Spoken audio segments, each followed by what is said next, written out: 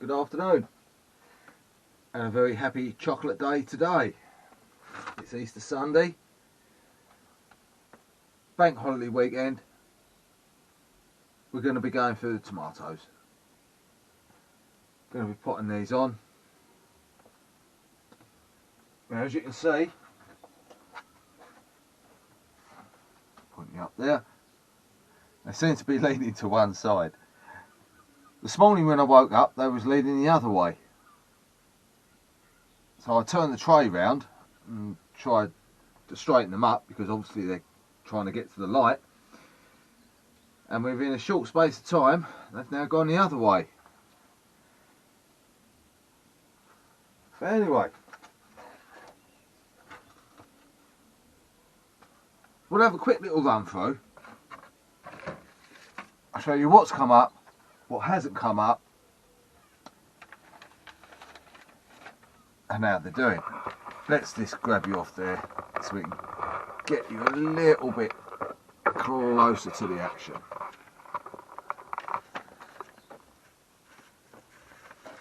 Okay, I've got my little list. Number 22. Turn the page over. Tomatillo purple. Nothing happening in there yet. So we'll pop them back indoors for probably about another week. See if anything wants to pop up. Okay, in number 23, we got the yellow pear, which has come up pretty well. Quite impressed. Number 24, the white beauty. Not tried them before. Not a bad germination rate. Got a few little ones popping up still at the bottom. But I think 1, 2, 3, 4, 5. That's enough for me. So we'll go with that. Number 25 is Tigerella. This is the stripy ones. Always a winner for me. A bonus. Charlie Chaplin, number 26. Nothing there. Now, last year I only got a couple. And the year before was better. This year doesn't seem to be anything. But we'll pop them back indoors and see what we get. Number 27, Heinz. Now, the same thing with these as with the Charlie Chaplin. I only got a few come up last year. A couple of them died, so I think I ended up with about 1 or 2 plants. That was about it. This year is even less. So we'll pop them back indoors and see if we can get any more out of that. Number 28 is the Verdo.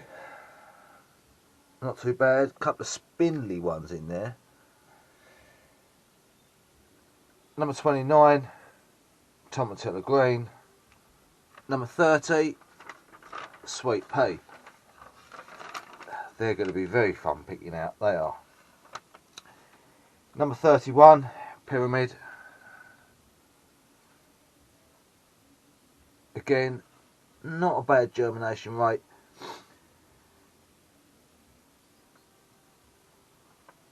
So we'll see what we get from them. Number 32,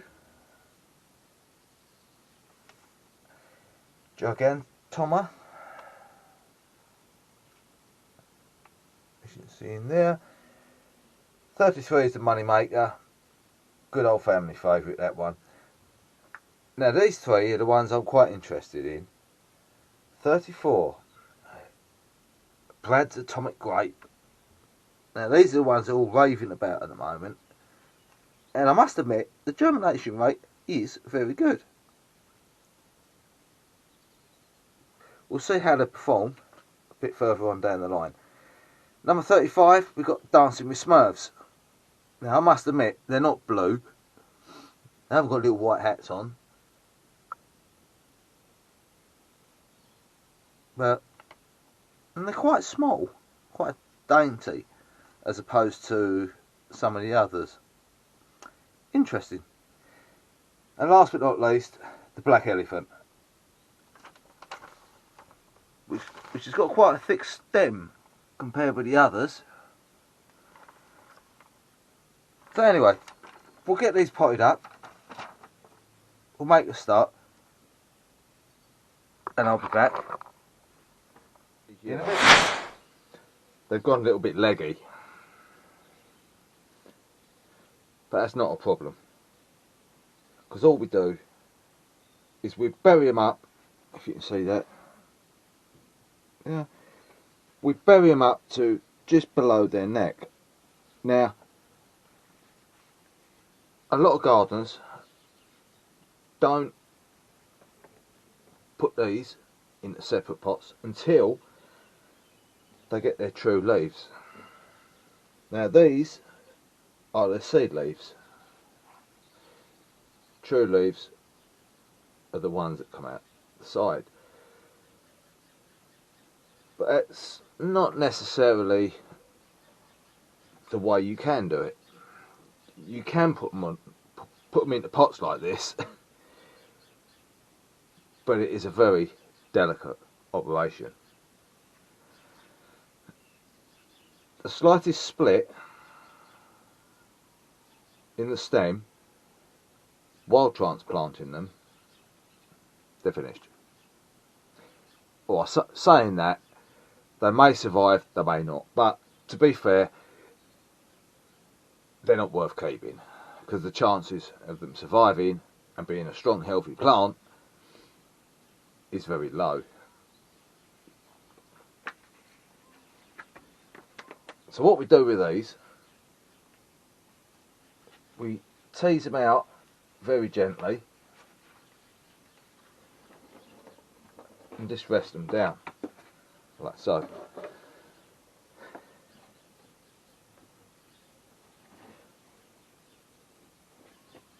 They also say you shouldn't touch the roots or the stems, you should hold them by the leaves.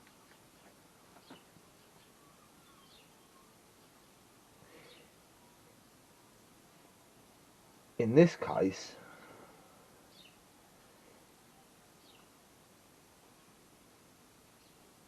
you can hold them wherever you want, as long as you're gentle.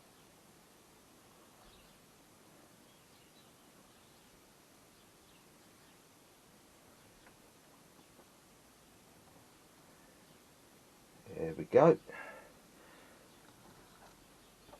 Okay, I use a potting mix of multi-purpose compost and perlite. Perlite breaks the soil up, it keeps the soil separate.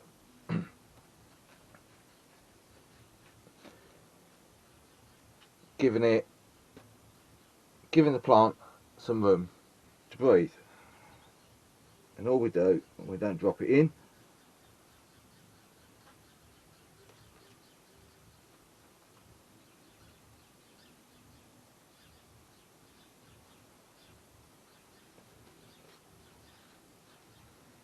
put it in like that. There you go. Take the big bit out. And then we'll water it from the bottom. In a tray of water, it will soak water up. The roots will travel down to find the water. And also, what I've buried under the compost will give off roots. All tomatoes will give off roots all the way up. So there's one done. I'm going to do a few more. I'll catch you in a bit, because you don't really want to see me just sitting here potting up seeds. I'll see you in a bit. So there you go. There's all the tomatoes in. Apart from the 3 varieties that I've put back indoors because they haven't really grown as yet. Give them a little bit of water at the bottom of the tray and let them soak up from the bottom. Now what I want to do now, is I want to sow some cucumbers. Now let me know in the comments below if you grow cucumbers, or if you've tried to grow them, if you have any luck with them. I'm going to try 3 varieties this year. I normally put them in the greenhouse, and that's where they grow. But I'll be sowing 3 of each, 3 seeds of each, and I'll be picking out the strongest one and leaving them in the greenhouse. I may at a later date try an outdoor variety, but I will wait till the weather warms up for that. So the 3 varieties I'm sowing this year are a red cucumber, which I've seen but never actually grew or bought before, so we're going to try them ones. Masterpiece and Perfection. All I do with these, potting mix of multi-purpose compost and vermiculite. Now vermiculite is good for the compost because it doesn't compact down. It leaves room in there for the seeds to push down their roots. Now I also cover the top with vermiculite to stop the compost forming a crust, which often happens, and stopping them drying out.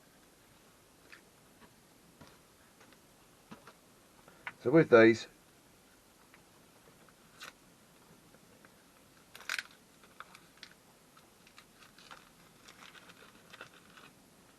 the nice flat seeds,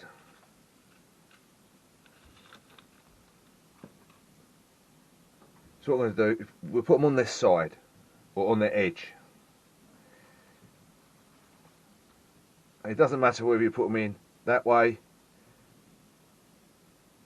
or on this side like that.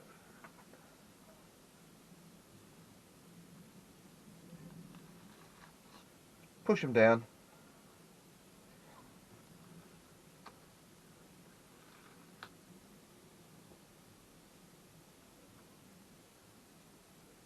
Like so.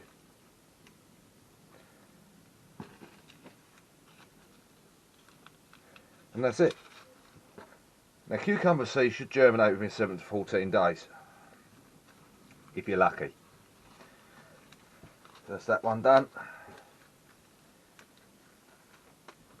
And we'll move on to these. Now cucumber seeds are pretty much all the same sort of size. It's only when you start getting into squashes and pumpkins that the seeds vary in size.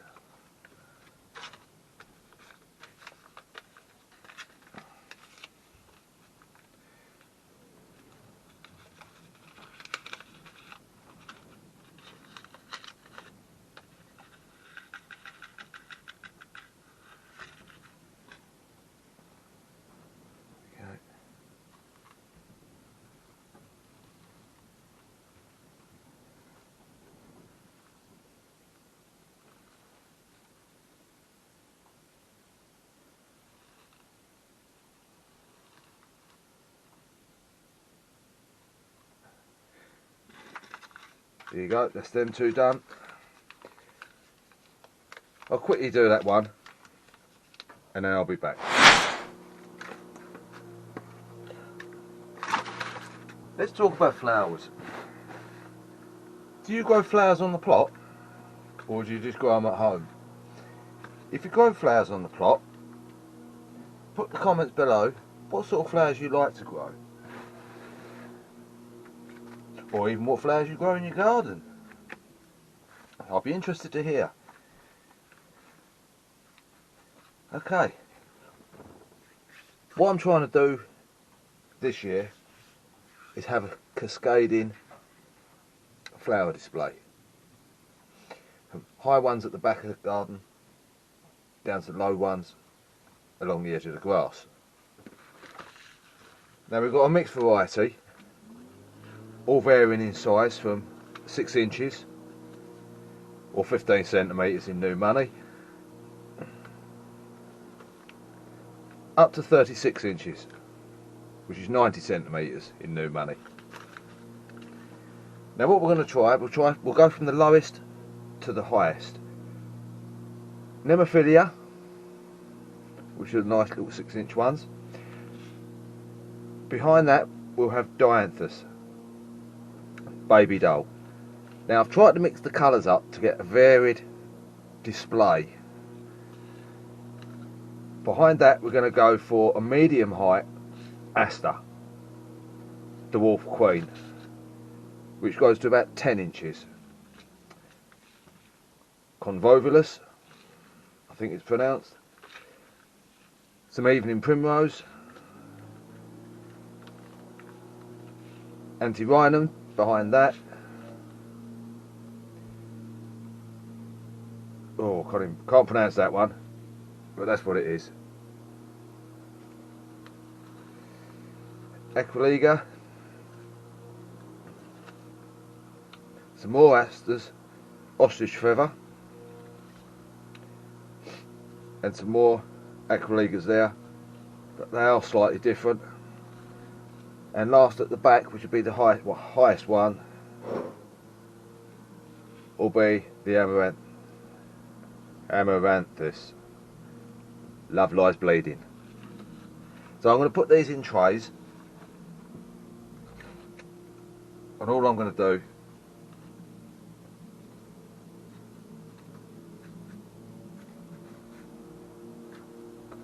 I'll stick 5 rows a tray.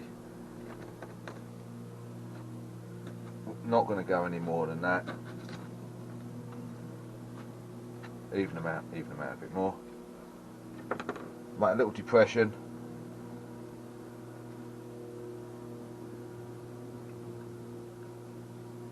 I don't want to sew them too close together, just to give them enough room so the roots can expand. And this also saves on space. Instead of putting half a seed tray for each one, I've got 5 in that space.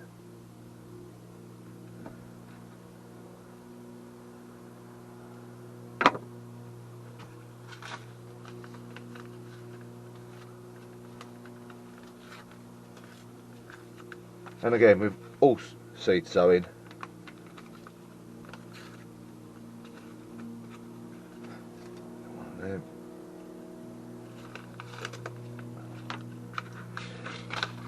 all you want to do is just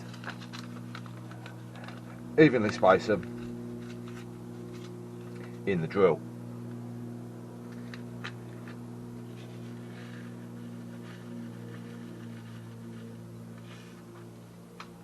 Not too many. We don't want too many plants, because obviously my garden's not that big. Although I could have a little display over the allotment as well. Now some of these will be going over the plot, but most of them, like I say, are for the garden.